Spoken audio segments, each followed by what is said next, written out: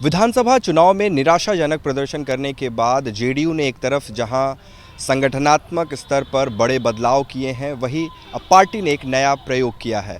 Party अब हर महीने एक मुखपत्र जारी करेगी, जिसके ज़रिए वो बिहार में लोगों तक पहुंचेगी। इस वक्त हम पटना में जेडीयू दफ्तर में मौजूद है और हमारे साथ इस मुखपत्र के हिंदी और अंग्रेज़ी दोनों जो वर्ज़न हैं उनके संपादक हैं डॉक्टर कुमार वरुण। क्या मकसद रहा इस मुखपत्र का, उद्देश्य क्या है इसका? सबसे पहले आपको बहुत बहुत आभार और धन्यवाद। इस मुखपत्र का उद्देश्य यह है कि जदयू एक वैचारिक पार्टी है और जो विचार है बहुत परिवर्तनशील होता है। उस परिवर्तनशील विचार को लेखबद्ध करना और उस विचारधारा को, जदयू की जो विचारधारा है वो गांधी, लोहिया, अंबेडकर, कर्पूरी ठाकुर और जेपी की विचारधारा के साथ पूरी विचारधारा का एक तरीके से कहा जाए तो संगुफन है जदयू की विचारधारा। तो उसको आम जन तक पहुंचाने की कोशिश है विचारधारा को, क्योंकि पार्टी जब तक विचारधारा के स्तर पर पार्टी लोगों तक अपनी बात पहुंचाएगी तो लोग उस चीज़ों को समझेंगे और पार्टी बहुत उसके दूरदृष्टि है पार्टी की। और किसी भी पार्टी के साथ होता है कि बहुत लंबे समय तक आप जीवंत रहते हैं। कोई भी पार्टी आज अपनी विचारधारा के साथ ही जीवित रह पाती है, नहीं तो फिर वो पार्टी खत्म हो जाएगी। दूसरी बात, यह मुखपत्र केवल बौद्धिक कवायद नहीं है, बल्कि यह मुखपत्र के माध्यम से तंत्र और लोकतंत्र में लोक और तंत्र के बीच की जो दूरियां होती है बढ़ती जाती है, लेकिन इस मुखपत्र के माध्यम से लोक और तंत्र की जो बीच की दूरियां उसको खत्म करने की कोशिश है। इस मुखपत्र में एक लोक संवाद का कोना है, जिसमें आम जन से उनकी भावनाओं को, वह क्या सोचते हैं पार्टी के बारे में, संगठन के बारे में, संगठन की नीतियों के बारे में, राज्य सरकार की नीतियों के बारे में, उसको प्रमुखता से तरजीह दी जाएगी। पार्टी की विचारधारा को आम जन तक पहुंचाना, ये काम तो लगभग सभी दल करते रहे हैं, जेडीयू भी करती रही है। खुद जेडीयू के जो नए अध्यक्ष हैं राष्ट्रीय आरसीपी सिंह, उन्होंने अभी 2 दिन पहले एक बैठक में कहा कि आज भी बिहार में जेडीयू जो है वो सबसे मजबूत पार्टी है, कोई कमज़ोर ना समझे। फिर मुखपत्र की आवश्यकता क्यों आ गई? हमने देखा कि सभी जिला अध्यक्षों को, ज़्यादातर को बदल दिया गया, राष्ट्रीय अध्यक्ष को बदला गया, प्रदेश अध्यक्ष को बदला गया। क्या जो नेता हैं या जो कार्यकर्ता हैं वो विचारधारा को ज़मीनी स्तर पर ले जाने में नाकाम रहे कि अब एक मुखपत्र की ज़रूरत आ गई? नहीं, आप इस तरह की बातें नहीं है कि जो नेता या कार्यकर्ता उसको ज़मीनी स्तर पर ले जाने में नाकाम रहे, ऐसी कोई बात नहीं है। अपनी विचारधारा और जो सांगठनिक जो बदलाव हो रहे हैं, जो संगठन की जो क्रियान्वयन की जो पद्धति है, उसको एक लेखबद्ध करना, डॉक्यूमेंटेशन फॉर्म में चीज़ों को प्रेजेंट करना कि हम देख पाएँ। एक तो आगे की जो हमारी नीतियाँ होगी पार्टी की, उस पर बातचीत हो, और दूसरा कि हमने क्या खोया है, क्या पाया है। एक अपने विगत का मूल्यांकन भी है। 15 साल बनाम 15 साल, ये एक आपके उस आलेख में इसका जिक्र है। क्या अभी भी कंपैरिजन, जो एक कंपैरेटिव पॉलिटिक्स होती है कि हम अपना काम, चूँकि तुलना करनी पड़ती है, तो अभी भी क्या नीतीश कुमार 15 साल शासनकाल के बाद भी अपने काम बताने की जगह ये बताना ज़्यादा इम्पोर्टेंट आप लोगों को लग रहा है कि 15 साल पहले क्या स्थिति थी? देखिए, जब भी आप किसी भी सरकार की नीतियों पर बात करेंगे ना, तो आपको अनायास कहीं ना कहीं आपको इतिहास में झांकना पड़ता है। तो 15 साल बनाम 15 साल का तात्पर्य यह कतई नहीं है कि हमने क्या किया।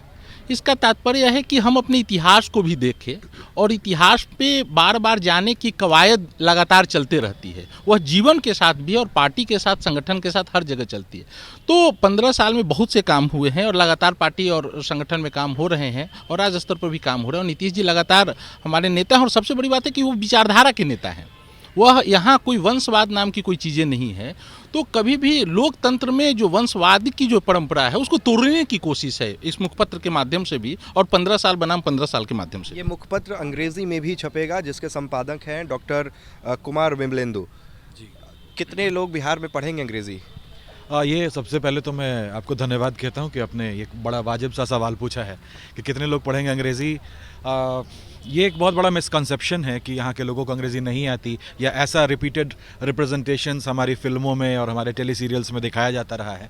और अभी आप देश के किसी भी प्रतिष्ठित विश्वविद्यालय में जाएंगे तो वहाँ अंग्रेजी पढ़ाने वाले ज़्यादातर लोग बिहार के ही हैं। और एक अलग चीज़ है, लेकिन गांव में जो किसान खेती कर रहा है, बिल्कुल, आपका मुखपत्र तो वहां तक जाना है ना। बिल्कुल, उसके लिए हिंदी है हमारे पास जो वो समझ सके, और आगे भविष्य में हमारे पास मैथिली, अंगिका, भोजपुरी, इन क्षेत्रीय भाषाओं में, उर्दू में भी इनफैक्ट इन क्षेत्रीय भाषाओं में भी इनके अलग अलग संस्करणों की व्यवस्था की जाएगी और हम उस पर काम कर रहे हैं।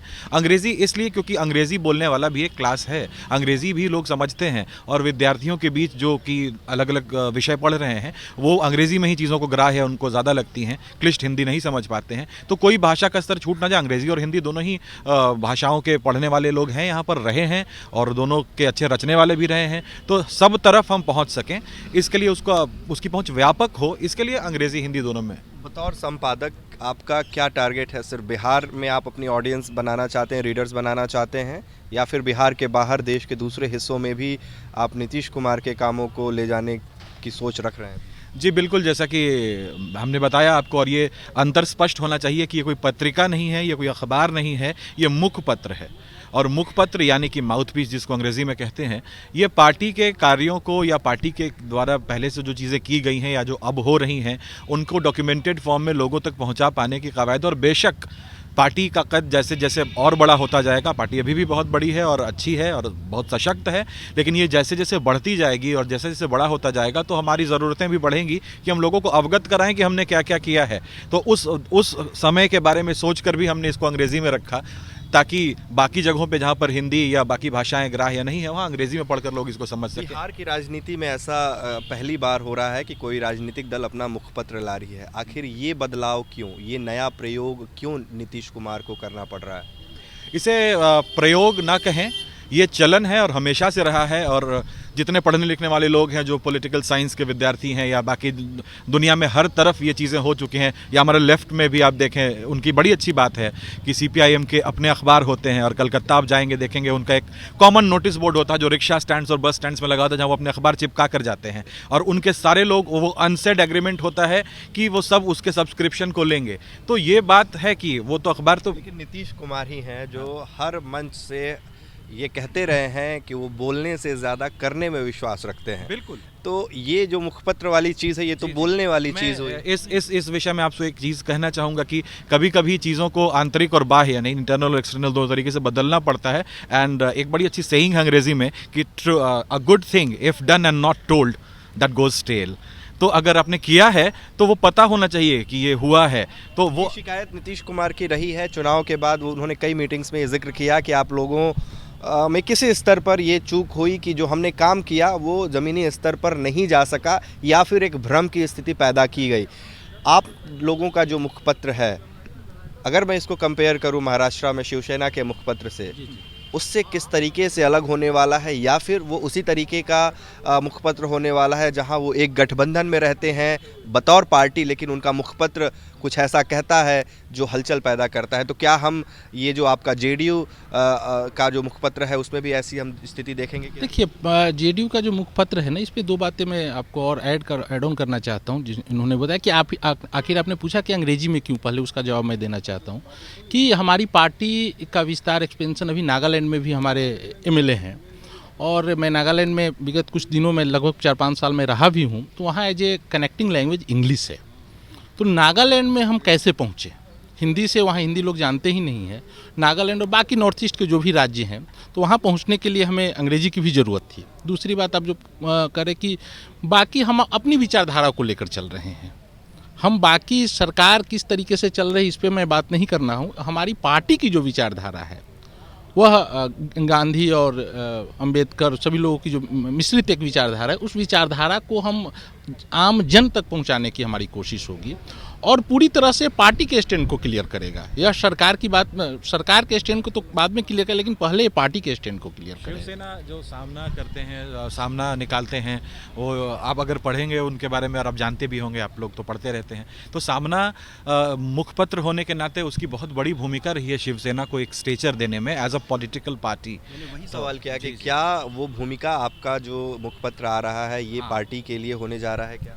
हाँ, मुखपत्र जो है वो निश्चित रूप से पार्टी के सांगठनिक चीज़ों को लेकर बढ़ाने की चीज़ है, उसको बताने की चीज़ है। और जैसा कि आपने जो एक कंपैरिजन एक ड्रॉ किया है, ये बहुत सुंदर कंपैरिजन है एंड इट्स वेरी गुड कि सामना ने जैसे किया है, तो बिल्कुल मुखपत्र का काम ही यही होता है, हम वैसे ही बढ़ेंगे। अब बात आती है कंटेंट की, क्या हम भी वैसी सनसनीखेज बातें और वो कहेंगे, तो ये तो बहुत आसानी से समझ सकने वाली बात है कि हमारी पार्टी सेकुलरिज्म या सोशलिज्म सिर्फ प्रीच नहीं करती है, उसको प्रैक्टिस करती है। तो प्रैक्टिसिंग सोशलिज्म ही हमारा नया एजेंडा है और हमारी बातें कभी भी किसी इस देश के सेकुलरिज्म को या इसकी समरसता को बिगाड़ने वाली नहीं होंगी। इसके लिए मैं एक संपादक के तौर पर आश्वस्त करना चाहता हूँ। पार्टी की विचारधारा गांव-गांव तक लोगों तक पहुंचे, इसके लिए अब जेडीयू नेताओं और कार्यकर्ताओं के साथ ही मुखपत्र का सहारा लेने जा रही है। अब देखना होगा आने वाले कुछ महीनों में कि ये मुखपत्र कितना सफल साबित होता है। उत्कर्ष कुमार सिंह, बिहार तक, पटना।